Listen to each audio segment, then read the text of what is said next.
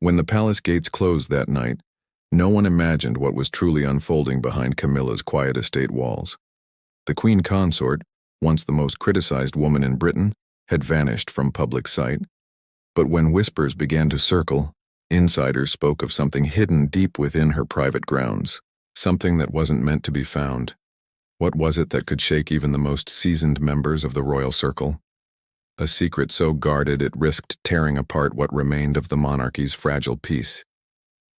Tonight we uncover the truth behind the whispers, the hidden story of what Camilla locked away when the palace gates finally closed. Before we step inside those gates, make sure you're part of this royal deep dive. Hit like, tap subscribe, and ring the notification bell, not just to support the channel, but to never miss the next untold story behind the crown.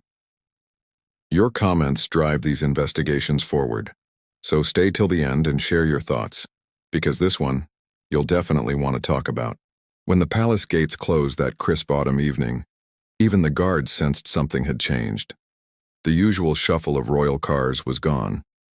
The gravel drive leading to Ray Mill House, the private Wiltshire estate Camilla had long called her sanctuary, was silent, its lamps dimmed, its curtains drawn tight. For the first time in months, there were no scheduled visits, no photographers waiting by the hedgerow, just stillness and secrecy. People whispered that the Queen Consort was taking time. But those who worked near her estate noticed something else. Deliveries arriving late at night, lights burning in a wing that hadn't been used in years, and a quiet flurry of activity led not by staff, but by Camilla herself. Why would one of the most scrutinized women in Britain suddenly close herself off from the world? At first, her absence barely registered. After all, Camilla had always been a private figure, a woman who preferred the countryside to the chaos of Buckingham Palace. But the timing was strange. King Charles's health had recently made headlines, and the palace seemed desperate to project calm. Yet Camilla's retreat told a different story. One neighbor described it as a storm behind stone walls. She'd spotted blacked-out windows, gardeners dismissed early, and the estate gates locked at all hours. Inside the palace, rumors began to ripple. Some claimed she was ill. Others whispered about an internal rift, a private argument that had turned raw and personal. But none of them came close to the truth. Because behind those oak gates, Camilla wasn't hiding from scandal. She was preparing for something that reached far deeper than any public feud or royal duty. A royal aide, speaking quietly under condition of anonymity, once said, "It wasn't about the throne, it was about her past, something she never truly buried." And that's when the story took a turn. Weeks before her retreat, Camilla had received a letter, handwritten, delicate, and sealed in the old royal wax. It had been delivered by someone from the late Queen's personal office. No one knew what it contained, but those close to her said the change was immediate. Her public smile faded, her tone softened. She began spending more time in the private library, poring over old family records, correspondence, and press clippings from decades ago.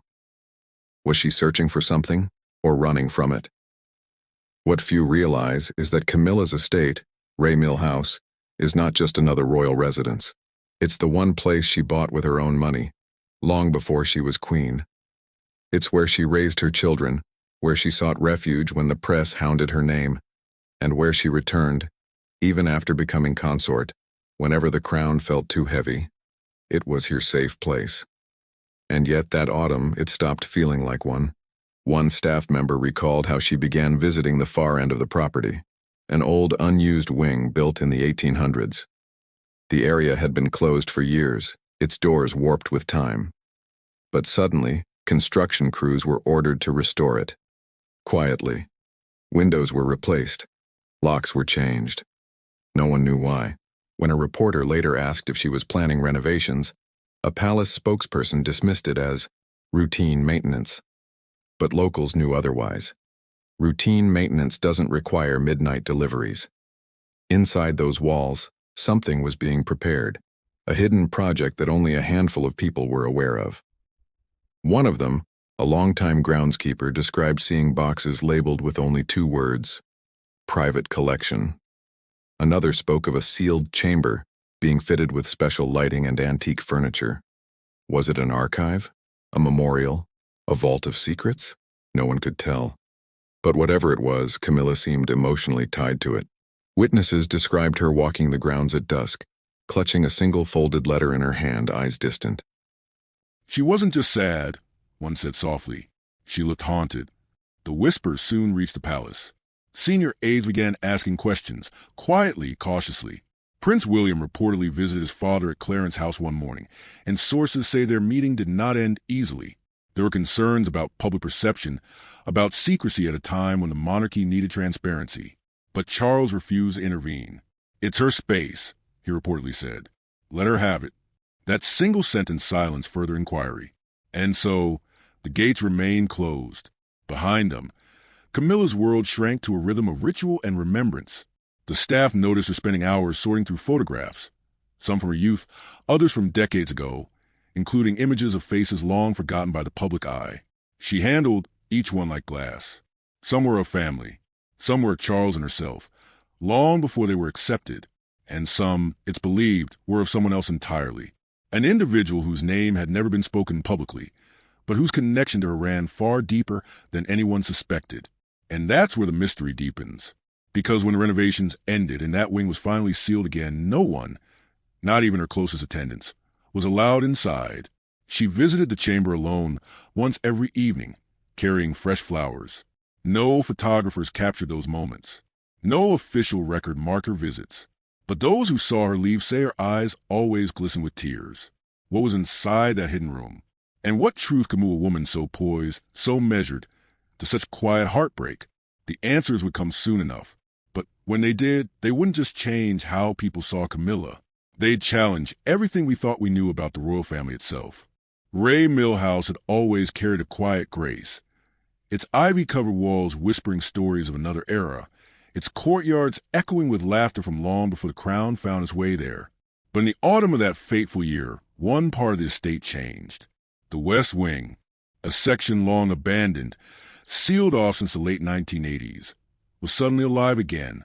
Workmen came and went at odd hours, sworn to silence by signed agreements. Deliveries arrived without labels. Antique crates, delicate furnishings, small velvet boxes handled like relics. And at the center of it all was Camilla. The Queen Consort, known for her warm humor and steady composure, was now distant, calm on the outside, but inwardly unraveling. Neighbors whispered she'd turned the old wing into a private museum. Others believed it was something darker, a secret vault, maybe even a burial place for old royal regrets. But those who'd seen her during that time spoke differently. "She looked softer," said one close friend. "Not broken, but burdened, like she was carrying something she couldn't put down." The question was, what? The hidden wing was more than just a section of an estate. It symbolized everything Camilla had fought for and against. It was where she could finally face the parts of her life the world had mocked, judged, and misunderstood. But as weeks passed, whispers spread of a particular room being restored within it. A small chapel-like space, walled with oak, dimly lit, filled with candles.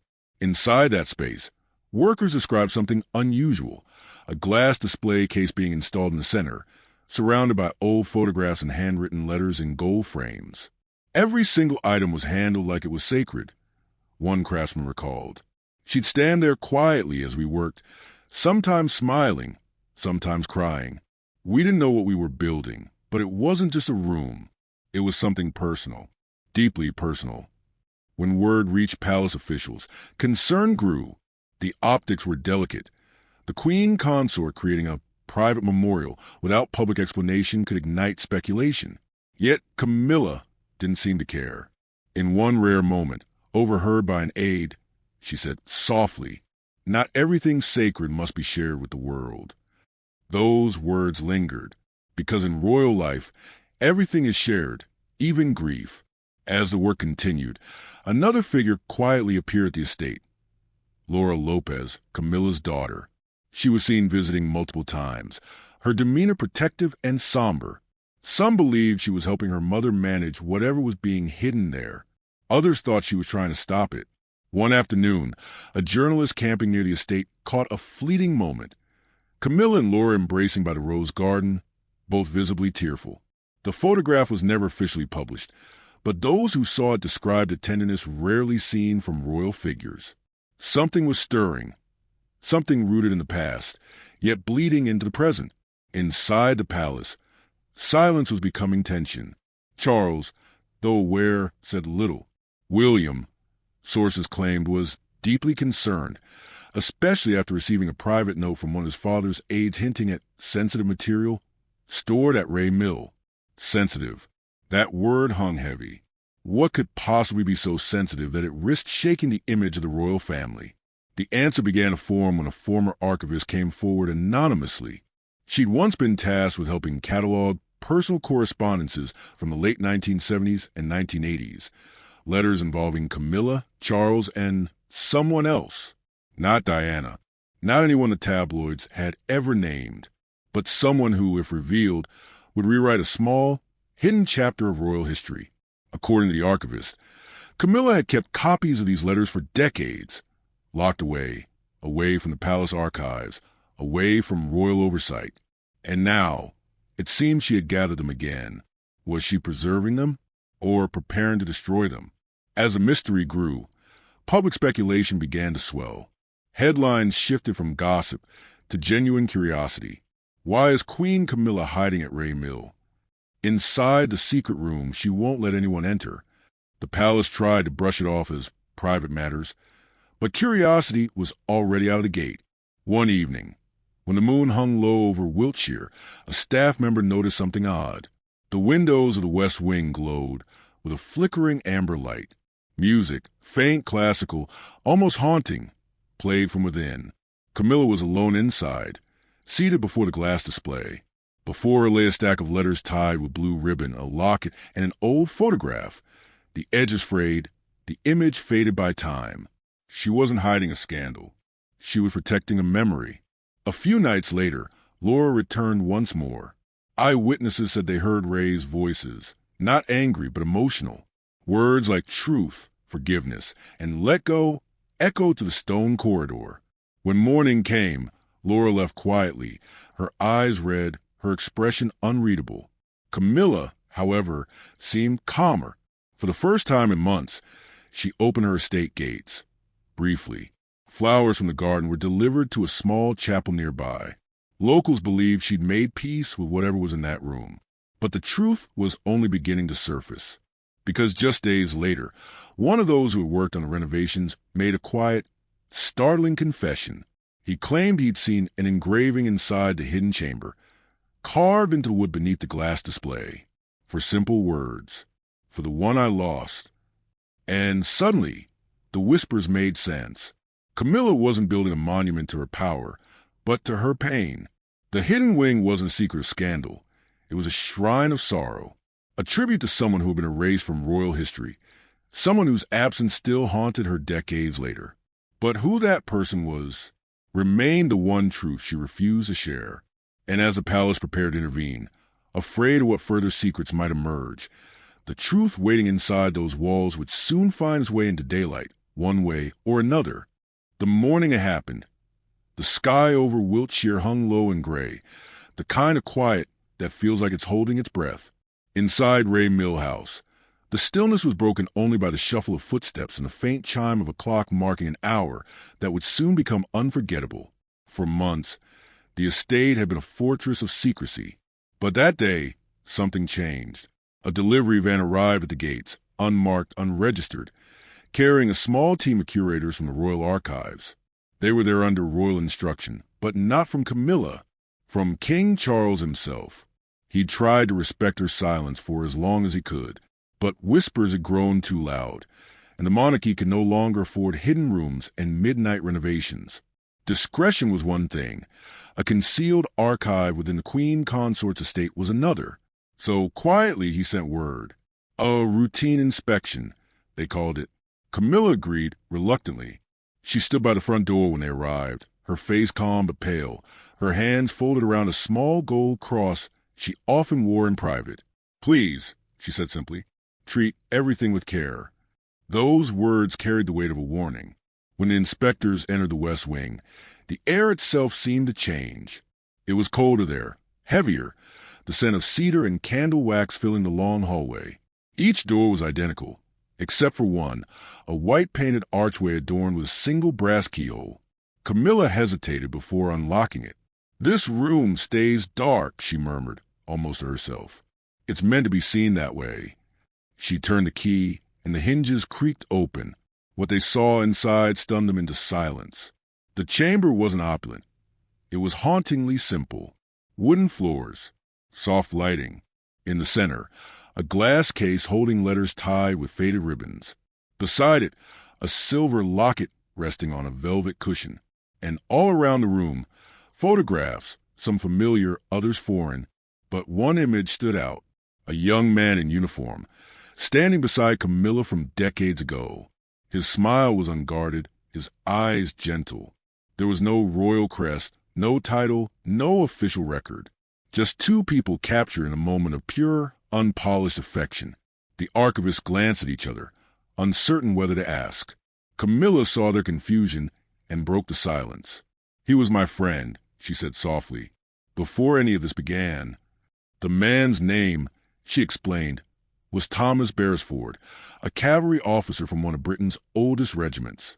They'd met in the early 1970s at Charity Hunt in Gloucestershire, long before her life became tethered to the monarchy.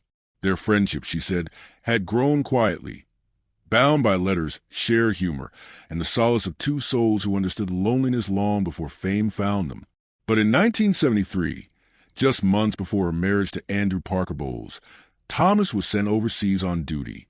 His unit faced an ambush near Cyprus. He never returned. The news broke her, and though she carried on, married, divorced, redefined by scandal, a part of her had stayed frozen in that moment. "This room," she whispered, "is where I keep what was never allowed to live."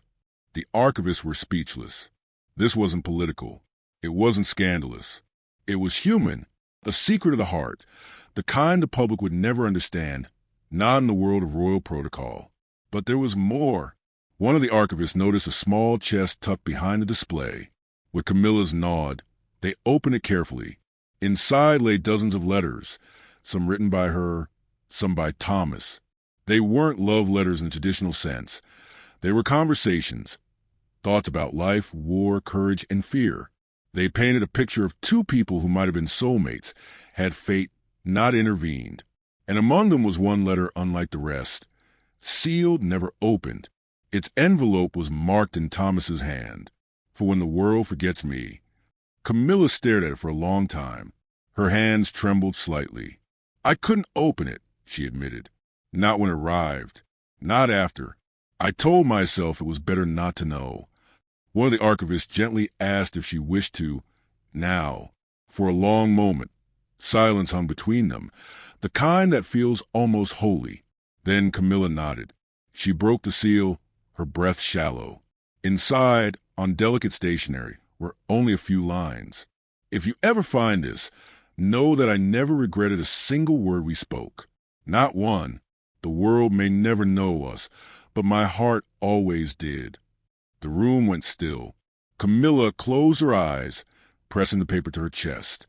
Tears traced quiet lines down her face. For those present, it was a moment unlike any other. The Queen Consort, often portrayed as strong, unyielding, standing small and fragile in a pool of candlelight, grieving a man the world never knew existed. And yet, it wasn't just grief they saw. It was relief. She'd kept this secret buried for nearly half a century, not because it was shameful, but because it was sacred, a love that never sought recognition, a loss that never sought sympathy. The kind of story history rarely allows royalty to tell. When the inspectors left, they promised discretion. The room was sealed again, this time with the king's quiet blessing. But as one aide later revealed, Charles had known about Thomas Beresford for years. He never judged her for it. The aide said he understood. They both lived with ghosts. That night, Camilla walked alone to the rose garden, the autumn wind brushing past her hair. She carried no crown, no jewels, only the locket, hanging quietly around her neck once more. She stopped beneath an old elm tree, the same one where she used to sit and write letters long ago. The moonlight caught her face as she whispered, "Now the world knows." Then she smiled, faintly, almost peacefully, before returning to the house. The following morning, Palace insiders noticed something unexpected. For the first time in months, Camilla attended a public engagement. Radiant, composed, her laughter effortless. But those who looked closely swore they could see it. A softness behind her smile, a quiet reconciliation. The past had finally found its place. And though the monarchy would never confirm what lay within the west wing of Ray Mill House, those who knew said one thing with certainty. It wasn't a scandal. It was a love story history never allowed to be written. For a few quiet weeks, nothing happened. The palace returned to its routine of ceremonies, engagements, and the polished smiles the world had come to expect. But beneath that layer of royal calm, something had shifted, quietly, profoundly, irreversibly.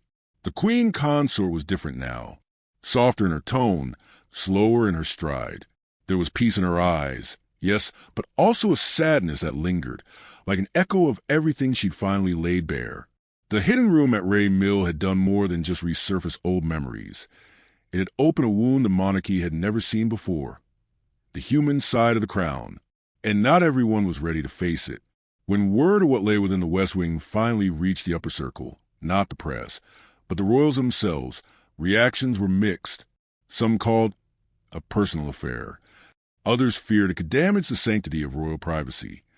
But one voice, surprisingly, stood out above the rest. Prince William. He was said to have requested a private audience with his stepmother.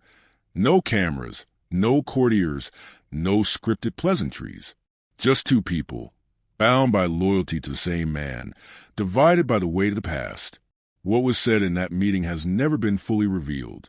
But one palace aide, standing nearby, later whispered, he didn't come to judge her. He came to understand her. Camilla met him in the small drawing room overlooking the gardens.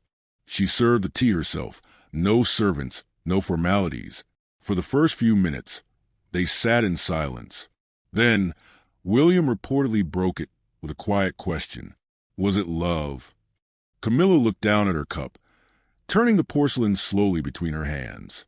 It was something I never got to finish, she said softly. And that's what hurt most.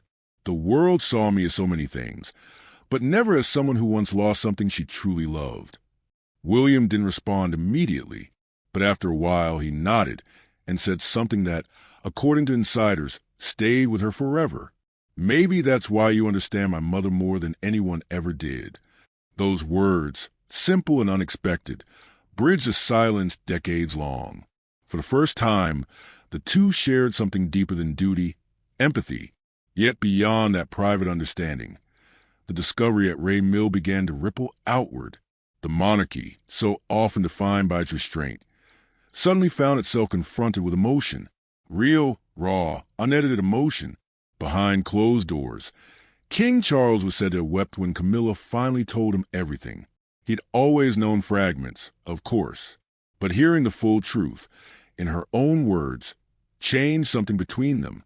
You loved him, he said gently. A part of me always will, she replied, but I've loved you longer.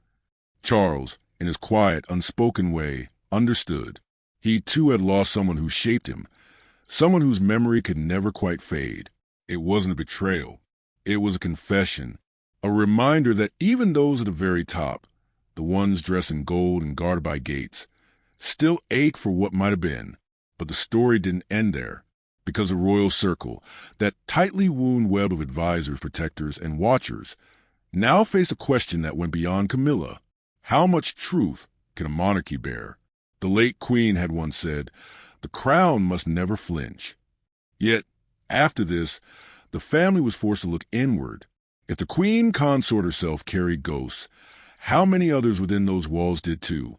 One winter evening, weeks after the discovery, Camilla attended a small private service at St. Mary's Chapel near her estate. There were no photographers, no speeches, only a handful of people, Charles, her children, William, and a few close friends. The service was short. The choir sang softly. Then, at the end, Camilla walked forward holding a single white rose.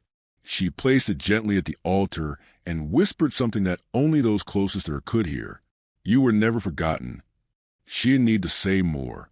Those 4 words carried everything: love, grief, and release. Afterward, the chapel bells tolled across the Wiltshire hills, echoing through the quiet evening air.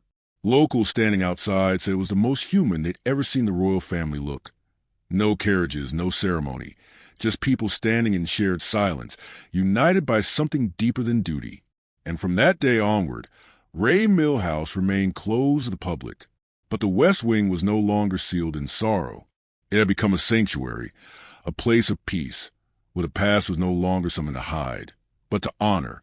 When the story eventually leaked, through whispers, memoirs, and careful retellings, it didn't cause the scandal people expected. Instead, it stirred something else: respect. The world saw Camilla differently, not as a woman who once divided a nation, but as someone who had carried her heartbreak quietly, with dignity, and finally, with courage enough to face it. A quiet kind of redemption. Even now, years later, the truth of that hidden room remains mostly unspoken within palace walls. But those who were there say that the moment the doors closed for the last time, Camilla stood in the candlelight, her hand on the glass display, and whispered, "Thank you for waiting." And then she turned away, leaving the past exactly where it belonged. The gates of Ray Mill House remain closed to the public eye. But sometimes, when the evening sun cuts across the gardens, locals swear they see her silhouette by the window, motionless, peaceful, watching the roses sway in the wind. They say she looks lighter now, freer, like someone who finally let go of the weight the world never knew she carried. Because in the end, what Camilla hid wasn't scandal. It wasn't deceit or betrayal. It was love, unfinished, unspoken, unforgettable love. And in revealing it, she didn't just shatter the royal circle.